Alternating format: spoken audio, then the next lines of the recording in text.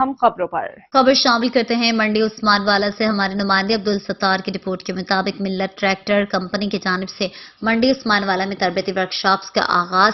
تفصیلات کے مطابق منڈی عثمان والا کی مشہور شخصیت اور پاک ٹریکٹر ورکشاپ کے مالک مہر محمد سلیم کی کاوش سے ملت ٹریکٹر کمپنی کے سینئر آفیسرز نے منڈی عثمان والا میں زمینداروں کو ملت کے تمام ٹریکٹرز کی کارکردگی اور معیار کو بہتر بنانے کے لیے ایک آگاہی پروگرام کا اہتمام کیا، جس میں علاقہ بھر کے زمینداروں نے کثیر تعداد میں شرکت کی۔